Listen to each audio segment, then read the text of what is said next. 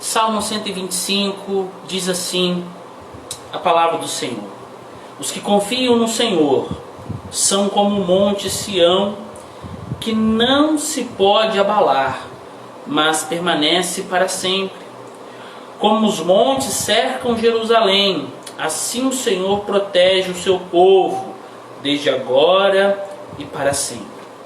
O cetro dos ímpios não prevalecerá sobre a terra dada aos justos.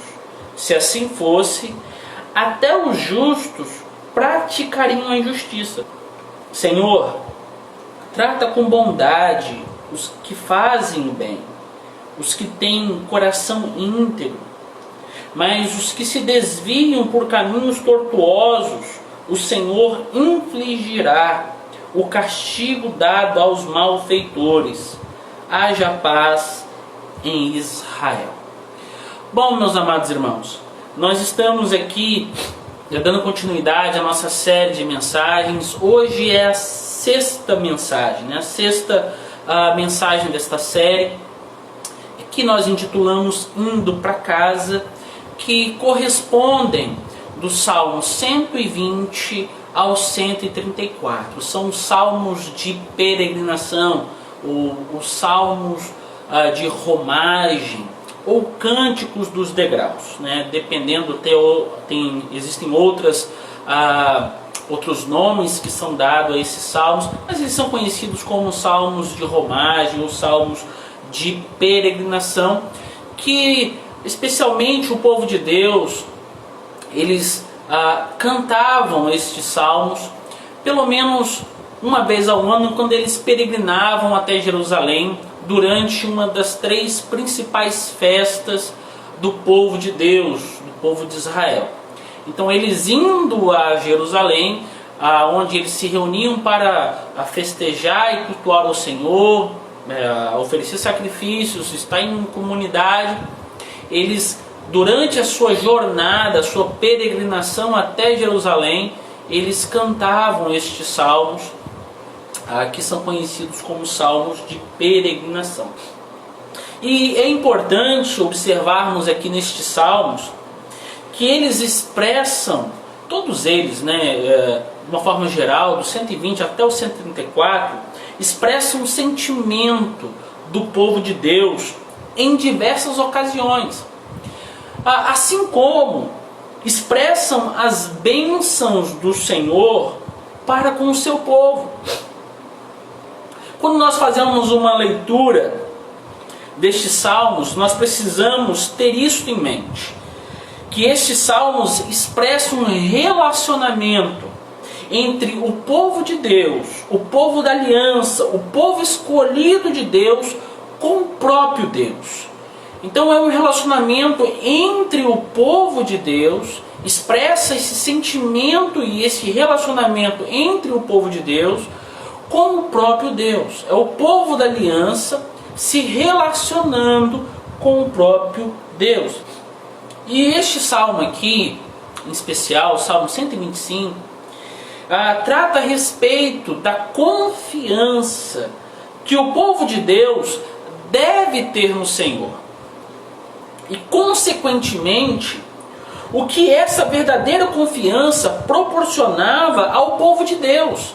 Então, uma das coisas que esse salmo vai tratar é a questão de que o povo de Deus, ele confia de fato no Senhor, e essa confiança irá trazer alguns resultados vindo da parte de Deus. E é o primeiro ponto que nós iremos abordar aqui. O salmo também vai tratar a respeito do clamor do povo de Deus, a fim de que o povo de Deus permanecesse fiel ao Senhor, íntegros de coração a Deus, mesmo diante do sofrimento. Por fim, esse salmo também vai tratar do juízo de Deus sobre os falsos israelitas que se desviaram do caminho do Senhor. Então nós vamos dividir aqui este salmo, Salmo 125, em 3 pontos. Primeiro, nós vamos falar um pouquinho sobre a confiança no Senhor, que vai do versículo 1 ao versículo 3.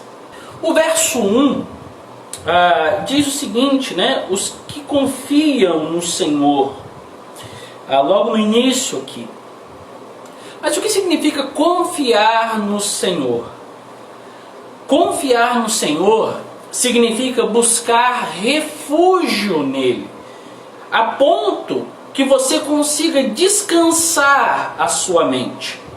Confiar no Senhor significa colocar a sua vida nas mãos dele e ter a certeza de que ele cuidará de você. O salmista passa a comparar a confiança em Deus ao Monte Sião. O versículo 1 diz: os que confiam no Senhor são como o Monte Sião, que não se pode abalar, mas permanece para sempre. No Monte Sião estava localizado o tabernáculo e posteriormente o templo foi construído lá. Neste monte, Davi ele edificou uma cidade que passou a ser conhecida como a cidade de Davi. Como essa cidade foi edificada em cima de um monte, passa então a ideia de firmeza e segurança. Quando nós olhamos para um monte, por menor que ele seja, nós olhamos e observamos, puxa vida, é impossível que aconteça algo a este monte. Nós olhamos uma estrutura e observamos como ela é firme, como ela está firmada. Então passa-se uma ideia de segurança, de firmeza. Então, desta forma, o que o Salmo está dizendo aqui? Aqueles que confiam no Senhor estão firmados, estão seguros, como um monte que não pode ser abalado, e eles permanecem para sempre. E aqui a primeira lição aqui, que vai no verso 1, que é a firmeza e segurança. Aqueles que confiam, aqueles que descansam no Senhor, eles estão firmes. Eles estão firmes no Senhor. Segundo lugar, o verso 2, os que confiam no Senhor recebem proteção dele. Diz assim o verso 2: como os montes cercam Jerusalém, assim o Senhor protege o seu povo desde agora e para sempre. Como os montes cercam Jerusalém. A cidade de Jerusalém, ela é cercada por montanhas, né? Uma cadeia de montanhas ou colinas. Essas montanhas que cercam Jerusalém, elas são maiores que o próprio Monte Sião, onde estava edificado ali o templo, o tabernáculo, dando a impressão de que essas montanhas que cercam Jerusalém venham a denotar uma aparência de grande muralha, uma grande muralha que cerca a cidade. A impressão que a cidade ela era edificada num grande vale, mesmo sendo construída no Monte Sião. Os montes que cercam Jerusalém, os montes que cercam o Monte Sião, dá a ideia de que ela é construída num vale, mas na verdade não é, porque as montanhas que cercam são maiores do que o Monte Sião. Então, qual que é o ensinamento aqui? Da mesma forma como Jerusalém está protegida por essas montanhas, assim o Senhor está ao redor do seu povo, protegendo desde agora e para sempre. Então aqui está a lição do verso 2. O verso 3 diz: os que confiam nele, confiam no Senhor, ele irá preservar. Essa é a ideia aqui do verso 3, que diz o seguinte: o cetro dos ímpios não prevalecerá sobre a terra dada aos justos. Se assim fosse, até os justos praticariam a injustiça. O verso 3 diz a respeito do cetro dos ímpios. O cetro é um bastão que os reis utilizavam e simbolizavam o domínio e o governo que eles tinham, né? Era o poder ali, estava na sua mão, era um bastão que eles seguravam, e aquele cetro denotava que eles tinham poder, eles tinham domínio, eles tinham autoridade. Então, aqui no verso 3, o cetro dos ímpios, né, está dizendo que os ímpios, nesse contexto do Salmo, os ímpios, eles têm um poder, eles têm um domínio, eles estavam dominando o povo de Deus em algum momento da história em que o Salmo foi escrito, né? A ideia que passa é essa, né? E aqui nós chegamos a um ponto importante do texto, pois se lermos apenas os 2 primeiros versos, iremos concluir que nada vai acontecer ao povo de Deus. Nada vai acontecer àqueles que confiam no Senhor, que não haverá lutas, não haverá opressão dos ímpios, e para que isso aconteça, basta simplesmente confiar no Senhor. Se você ler o versículo 1 e 2, fala, poxa, nós estamos salvos, nada vai acontecer com a gente, nós confiamos no Senhor, nós não vamos ser abalados. Mas o verso 3, ele muda essa ideia e nos dá a entender agora de uma forma geral que não é bem assim. Não é bem assim que o texto está tratando e dizendo. Porém, no verso 3, que o cetro dos ímpios não prevalecerá sobre a terra dos justos. E aqui está falando que o cetro dos ímpios em algum momento estava oprimindo, estava dominando, estava governando sobre o povo de Deus, o povo fiel do Senhor. E vale a pena nós aqui enfatizarmos que mesmo Jerusalém, sendo edificada sobre um monte e cercada por uma colina, por colinas, por montanhas, uma cadeia de montanhas, o verso 3 aponta que em determinado momento o governo dos ímpios estava sob o povo de Deus, estava governando o povo de Deus. E como isso é possível? Porque o verso 2 e o verso 1 parece nos dar a entender, olha, aqueles que confiam no Senhor, aqueles que entregam sua vida e descansam nele, vão ser como o monte Sião, nada vai acontecer, nada vai abalar. Assim como os montes cercam Jerusalém, assim é o Senhor ao redor do seu povo. E aí o verso 3 fala assim, poxa, o cetro dos ímpios está agora governando sobre a terra dos justos. E como isso é possível? Bom, em nenhum momento este salmo aqui está dizendo ou afirmando que quando nós confiamos no Senhor, nós não iremos passar por momentos de opressão, de momentos difíceis em nossa vida, em momentos de tribulações. Em nenhum momento esse salmo expressa essa ideia. A segurança que o salmo ensina daqueles que confiam no Senhor é uma segurança voltada para a eternidade.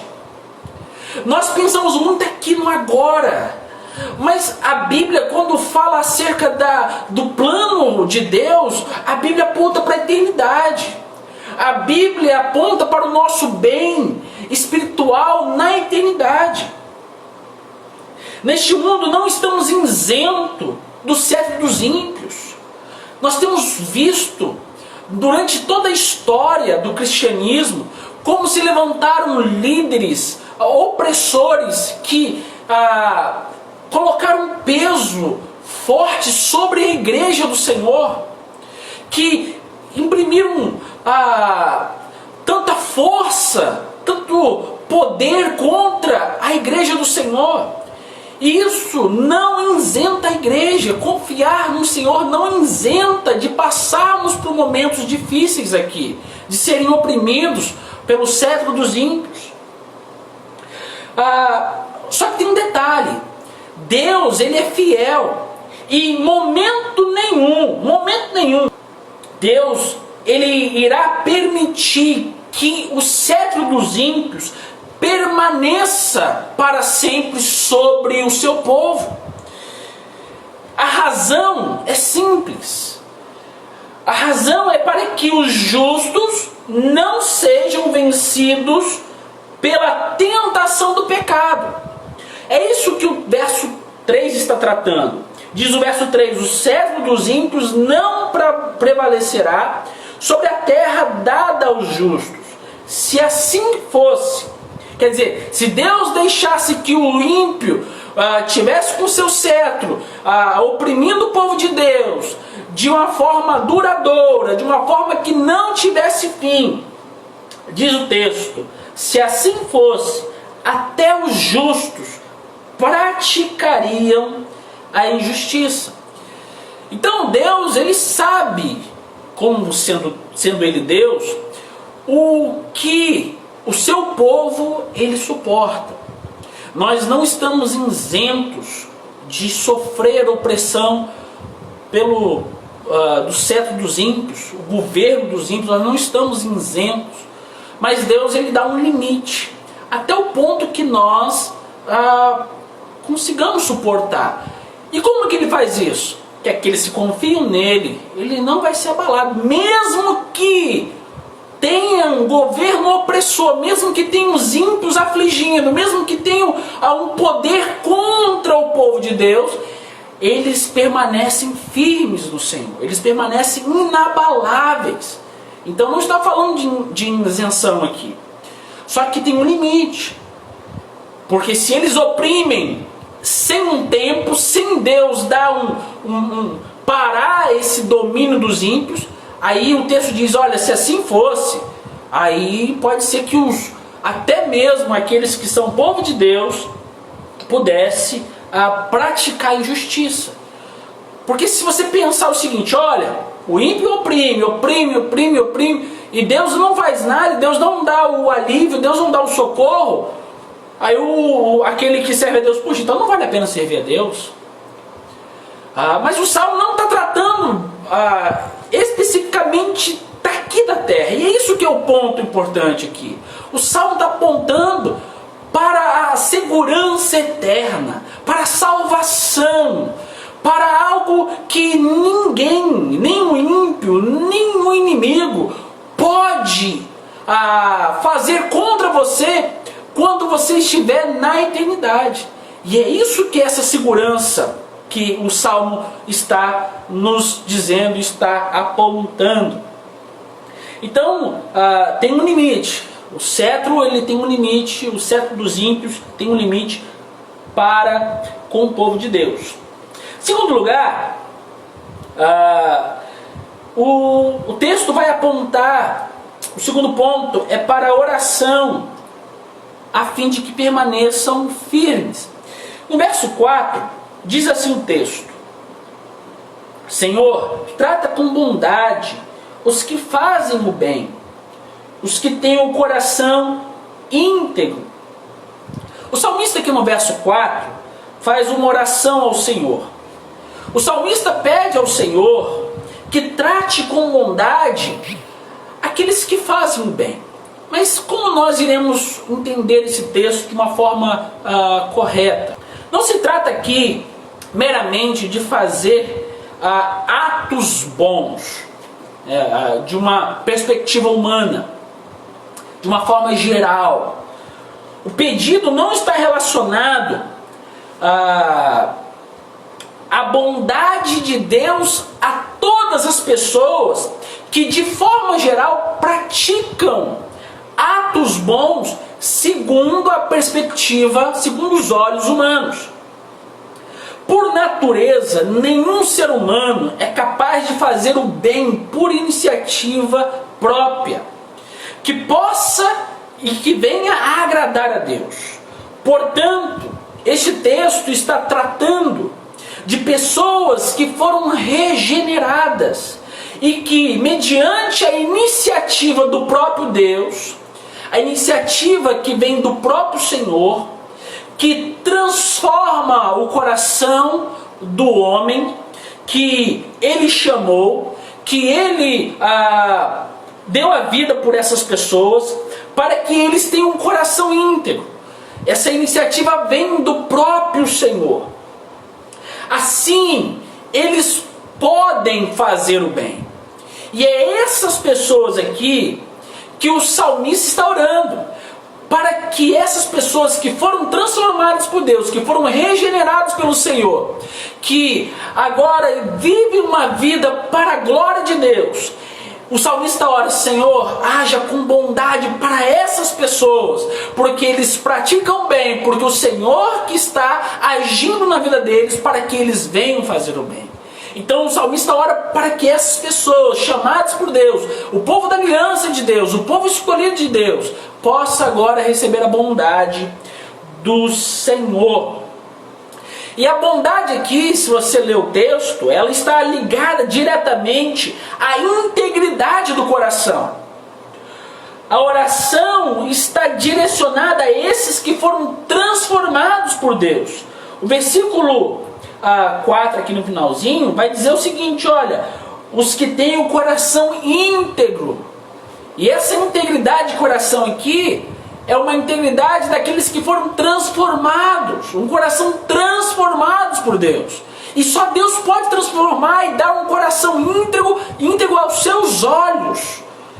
Nós não podemos fazer isso, mas Deus pode. Então Deus, ele dá um coração e transforma. E é esse que tem um coração íntegro que o salmista ora para que Deus possa abençoar.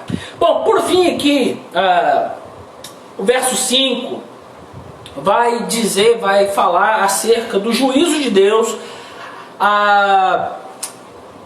contra os falsos israelitas, né? O juízo de Deus acerca dos falsos israelitas. Diz assim o versículo 5: mas aos que se desviam por caminhos tortuosos, o Senhor infligirá o castigo dado aos malfeitores. Haja paz em Israel. Então, esses que se desviam aqui por caminhos tortuosos são os falsos israelitas. Não está falando aqui daqueles que nunca tiveram um relacionamento com Deus, mas está falando daqueles que, de alguma forma, conhecem a Deus, ouviram falar de Deus, estão inseridos dentro do povo de Deus, mas não são do povo de Deus. Então esses são aqueles que estão no meio do povo de Deus, mas não são o povo de Deus. Esses que se desviaram por caminhos tortuosos. Esses são aqueles que se inclinaram para o pecado e afirmam da boca para fora que confiam no Senhor, mas na verdade o seu coração não descansa no Senhor, não descansa naquele que é todo-poderoso. A estes falsos israelitas, diz a Bíblia que o Senhor castigará da mesma forma como fará aos malfeitores, os mesmos ímpios que estão com o cetro nas mãos e oprimem o povo de Deus. E não haverá aqui diferença do castigo daqueles que são ímpios e oprimem o povo de Deus para aqueles que são falsos israelitas, que estão no meio do povo e não são o povo de Deus. Não haverá diferença aqui. E que abandonaram a sua fé no Senhor. É importante nós observarmos aqui o simples fato de alguém afirmar que confia no Senhor não quer dizer necessariamente que o seu coração confia no Senhor. Falar que cremos em Deus não necessariamente significa que de fato nós colocamos a nossa fé nele. Falar é muito fácil. O que está no ponto aqui, que é importante nós entendermos, que nenhum homem é capaz de entender e sondar, é o coração do homem. Só Deus pode fazer isso. E Deus sabe quem de fato é o seu povo, é escolhido e que de fato foi transformado por Ele. Esses são aqueles que vão permanecer fiéis ao Senhor. Mas estar apenas dentro do povo, fazer parte da comunidade, não quer dizer necessariamente que seja povo de Deus. E o Senhor vai, sim, de forma justa, castigar a esses, como também os ímpios que oprimem o povo de Deus com o seu cetro que tem em tuas mãos. Qual é a aplicação aqui da mensagem para as nossas vidas? Primeira lição, irmãos. Deus, Ele protege a sua igreja. Ele protege a igreja dele. A igreja que confia no Senhor é como um monte Sião. A igreja que está edificada sobre a rocha que é Cristo pode ter a certeza de que Deus guardará o seu povo. A igreja do Senhor, por mais que ela sofra, certamente ela não será abalada, permanecerá para sempre. O Senhor guardará a sua igreja. Por mais que se levantem ímpios com um braço forte contra a igreja, ela permanecerá firme, pois o Senhor está ao redor da sua igreja, a fim de proteger contra toda a opressão de seus inimigos. Segunda lição: precisamos orar como Jesus nos ensinou na oração do Pai Nosso. O pecado sempre tentará nos conduzir e nos induzir ao erro, nos tentando a fim de que venhamos nos desviar por caminhos tortuosos. E é isso que o pecado tenta fazer: nos afastar de Deus, nos levar por caminhos tortuosos. E por isso que precisamos confiar verdadeiramente no Senhor, porque certamente lutas virão e o pecado se apresentará de uma maneira aos olhos humanos muito boa, muito agradável. E se nós não permanecermos firmes no Senhor, certamente nos desviaremos por caminhos tortuosos. Precisamos entender que tudo isso, toda essa opressão, toda essa luta, todo o poder que o pecado tenta impor contra a sua igreja, a igreja do Senhor, melhor dizendo, faz parte da nossa caminhada para a Nova Jerusalém. Portanto, enquanto estivermos peregrinando para a morada celestial preparada para a igreja do Senhor, precisamos orar como Cristo nos ensinou na oração do Pai Nosso, que está lá em Mateus capítulo 6, versículo 13. E não nos deixe cair em tentação, mas livra-nos do mal. E nós precisamos orar dessa forma. A tentação ela vai existir, mas precisamos orar: Senhor, não nos deixe cair nela, nos livre do mal. Em terceiro lugar, o Senhor castigará os falsos cristãos.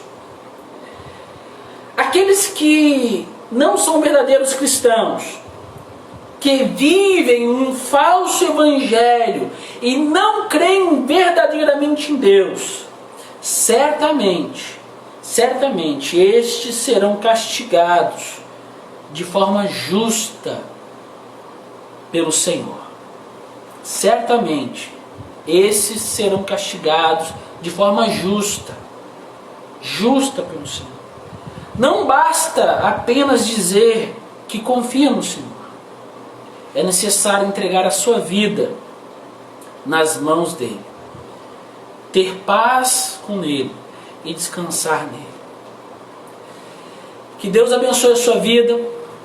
E eu espero que você possa guardar essa mensagem no seu coração, que você possa confiar no Senhor, descansar nele, e saiba que nenhuma prova, nenhuma tentação, nenhum poder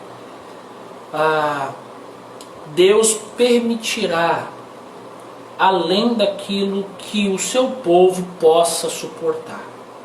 Deus, ele não fará isso. Mas é neste momento que nós conseguimos identificar de fato quem é povo de Deus e quem não é. Porque o povo de Deus, mesmo em meio às lutas, mesmo não aguentando, vai permanecer, porque Deus está sustentando. Mas aqueles que são falsos cristãos, aqueles que estão apenas infiltrados no meio da igreja, que se rotulam como cristãos, no meio da luta, no meio da prova, eles não vão permanecer, porque eles não confiam de verdade. Eles vão apostatar da fé, eles vão abandonar o Senhor. E aqui nós conseguimos identificar quem de fato é e quem de fato não é povo de Deus. Aqueles que são povo de Deus, eles continuarão caminhando rumo à Nova Jerusalém, mesmo em meio à opressão, mesmo sob o domínio dos ímpios. Aqueles que apenas estão infiltrados no meio da igreja, eles vão se desviar por caminhos tortuosos e sofrerão justamente o eterno juízo de Deus.